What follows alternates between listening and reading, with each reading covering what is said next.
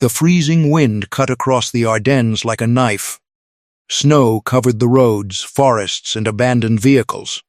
Somewhere beyond the White Hills, thousands of American soldiers were trapped inside the small Belgian town of Bastogne. German artillery pounded the crossroads day and night. Ammunition was running low. Medical supplies were almost gone. Every hour, the ring around the town grew tighter. To the men inside, rescue felt farther away than ever. If you want more content like this, subscribe now and comment below.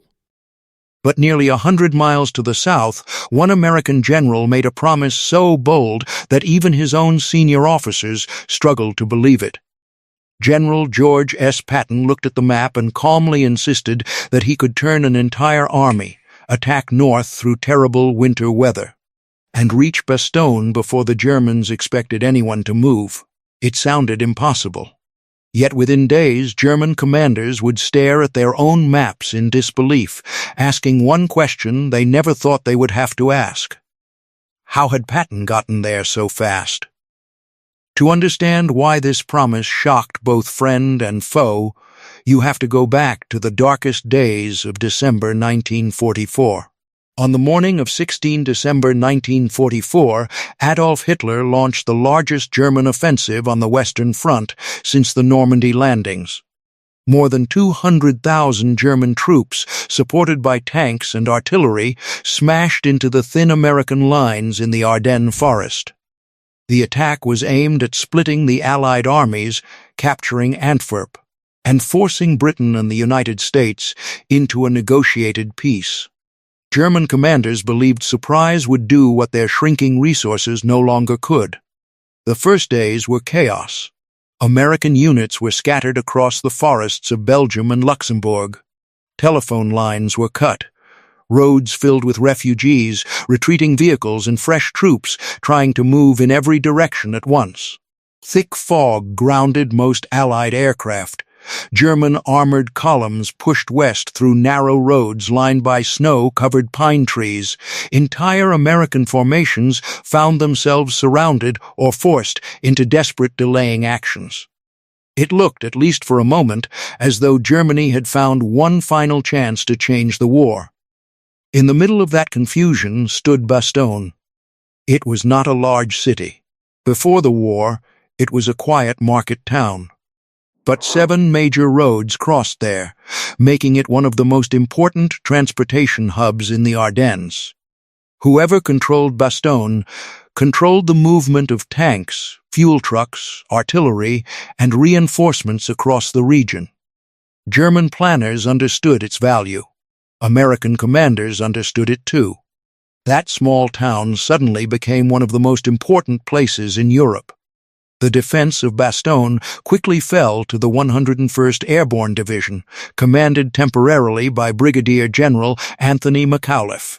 They were joined by elements of the 10th Armored Division, combat engineers, artillery units, tank destroyers, and many small groups that had escaped the German advance. By 20 December, German forces had completely surrounded the town. Snow continued to fall. Temperatures dropped below freezing. Foxholes became blocks of ice. Many soldiers wrapped their feet in spare cloth because winter boots were scarce. Sleep came only in short moments between artillery fire.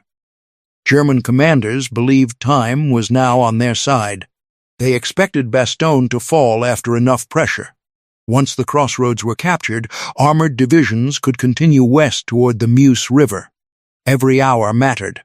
Every delay threatened Hitler's timetable.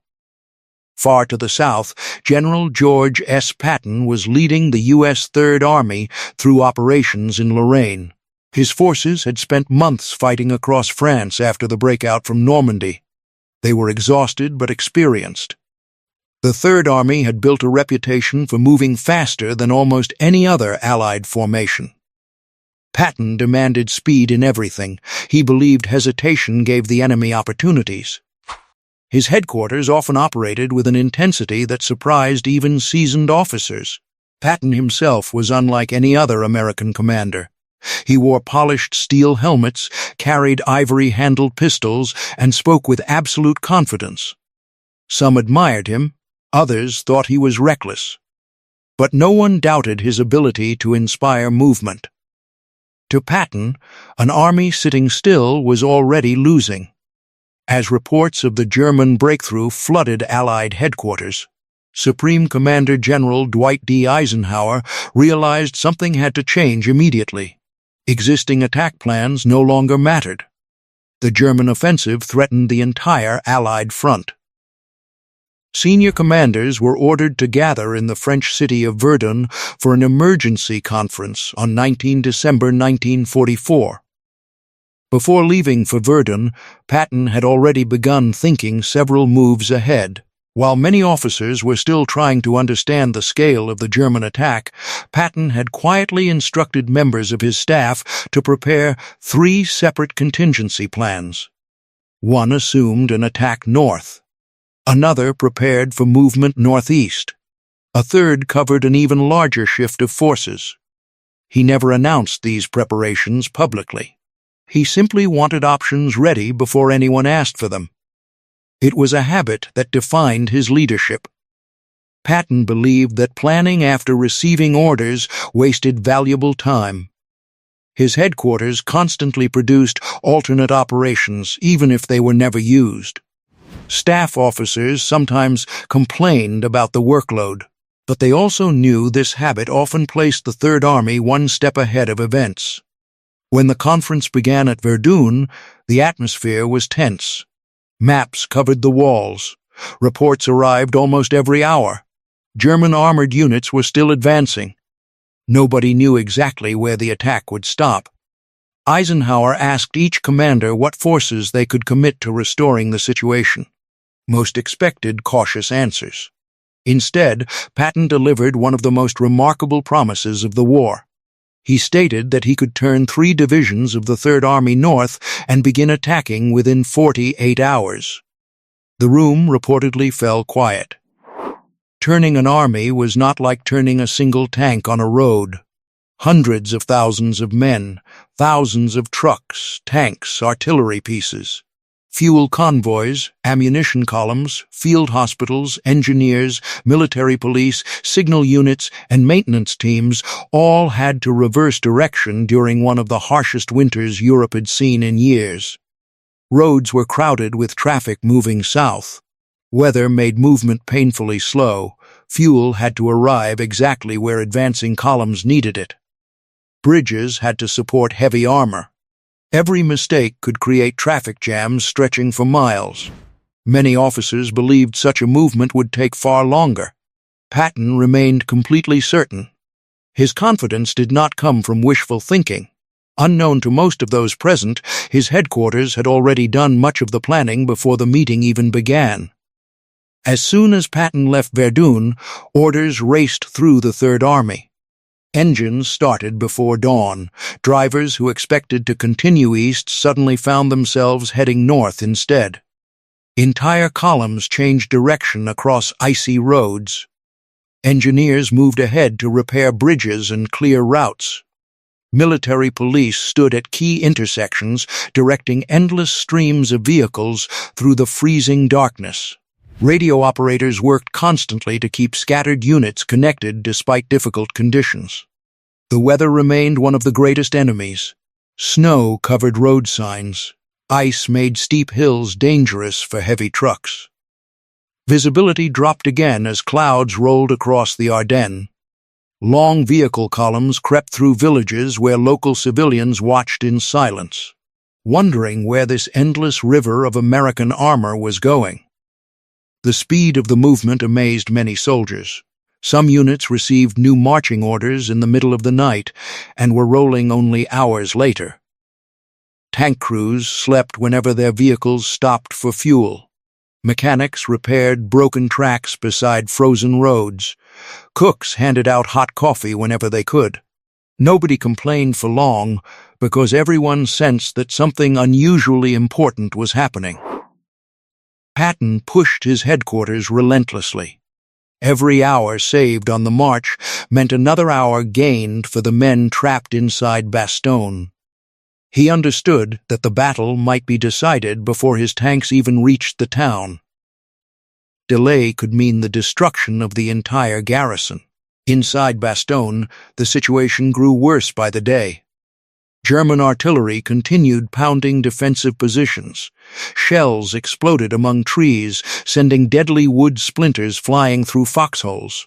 Field hospitals overflowed with wounded soldiers. Doctors operated in freezing buildings with limited medicine and fading light. Food was carefully rationed. Ammunition was counted round by round, yet the defenders refused to give up. On 22 December, German representatives approached the American lines carrying a demand for surrender. They warned that continued resistance would only bring complete destruction. Brigadier General Anthony McAuliffe answered with a single famous word that soon echoed across the Allied world: nuts. The message confused the Germans at first. Once its meaning became clear, the fighting continued with even greater intensity. While Bastogne stood firm, Patton's leading divisions kept pushing north through snow, mud, and enemy resistance. Every mile closed the distance between promise and reality. But ahead of them waited determined German forces who had no intention of allowing the Third Army to reach Bastogne. The impossible promise was about to face its hardest test. German commanders still believed they had enough time. Within the next few days, that belief would begin to collapse in a way they never expected. German headquarters still believed the weather was their greatest ally. Thick clouds continued to limit Allied air power, and intelligence officers estimated that any major American counterattack would require several more days to organize. From their perspective, Patton's Third Army was still committed far to the south. Even if it received new orders, moving an entire field army across icy roads in the middle of winter seemed unrealistic. German commanders expected resistance, but they did not expect speed. That single mistake would become one of the most costly miscalculations of the Battle of the Bulge. The main effort to reach Bastogne fell to Major General Hugh Gaffey's the Third Corps. At the front was the 4th Armored Division, commanded by Major General John S. Wood. Its combat commands became the spearhead of Patton's race north. Tank crews knew little about the larger picture. They only knew they had to keep moving. Every crossroads, every village, and every bridge became another obstacle that had to be cleared before the advance could continue. The terrain made everything harder. The Ardennes was covered with dense forests, narrow roads, steep valleys, and frozen fields. German troops had mined roads, blown bridges, and positioned anti-tank guns to delay the American advance. Even a small roadblock could stop dozens of vehicles. Engineers worked under enemy fire to clear mines and repair crossings. Bulldozers pushed damaged trucks into ditches so the columns behind them could keep moving. Patton had one message for every commander: never stop unless there is absolutely no other choice. Fuel became another challenge. A tank without fuel was nothing more than a steel bunker. Long convoys of gasoline trucks struggled through the same icy roads as the combat units. Drivers worked around the clock with almost no rest. Many later recalled that they measured success not by hours, but by miles gained before darkness. Every gallon delivered meant another chance to reach Bastogne in time. On 23 December 1944, something happened that changed the battlefield. The skies finally cleared. For nearly a week, clouds and fog had protected the German advance from Allied aircraft. Now the weather turned in the Allies' favor. Hundreds of transport aircraft appeared over Bastogne, dropping desperately needed ammunition, medical supplies, food, blankets, and fuel. Fighter bombers also attacked German columns, bridges, and supply routes throughout the Ardennes. The defenders inside Bastogne watched parachutes floating down through the cold winter sky. It was the first real sign that they had not been forgotten. The Germans understood immediately that the situation had changed. Air attacks slowed movements that had previously taken place with little interference. Vehicles were forced to hide during daylight. Supply problems grew worse. Hitler's timetable, already under pressure, became even more difficult to achieve. Still, the road to Bastogne remained dangerous. German units fought fiercely around villages such as Martelange, Bougainville, and Chaumont. American tanks often had to advance through narrow streets where enemy anti-tank weapons waited behind stone buildings. Infantry moved house by house to remove hidden defenders.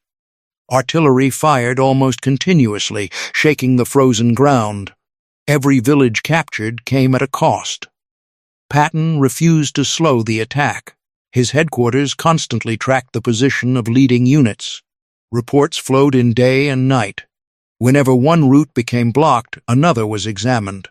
Whenever resistance increased, artillery was shifted forward. His ability to coordinate armor, infantry, engineers, artillery, and logistics under severe winter conditions demonstrated why so many officers respected his operational skill. Confidence alone could never have moved the Third Army this quickly. Behind every mile gained stood thousands of soldiers performing their jobs with remarkable discipline. Inside Bastogne, conditions remained desperate. Many wounded soldiers had gone days without proper treatment. Blankets were scarce. Water froze inside helmets. Artillery shells continued crashing into defensive positions. Yet morale remained surprisingly strong. The defenders understood that every hour they held the crossroads forced the Germans to waste precious time. They did not know exactly when relief would arrive. They only believed someone was coming.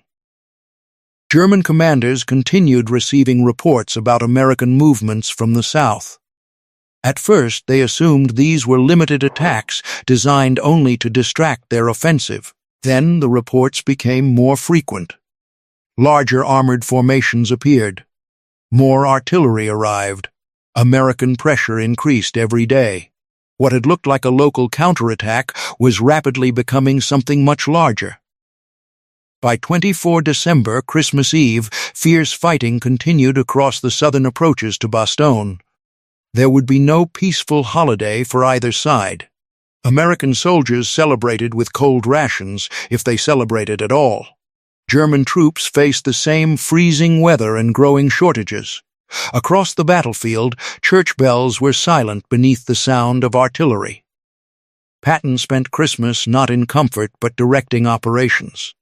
He understood that history would not remember excuses about weather or difficult roads. It would remember whether Bastogne survived. On 25 December, the fighting reached another level. The 4th Armored Division pushed through determined German resistance toward the village of Audacious, just south of Bastogne. German defenders recognized the importance of this route and resisted with tanks, anti-tank guns, machine guns, and artillery. American crews fought through smoke, burning vehicles, and snow-covered fields. Progress was painfully slow, but it never completely stopped. Every mile increased pressure on German headquarters. Intelligence officers now faced uncomfortable facts. Patton had not only turned his army, he had done it faster than many believed physically possible. Staff maps that had seemed accurate only days earlier no longer reflected reality. German commanders realized that their assumptions about American reaction time had been badly mistaken. Then came 26 December 1944.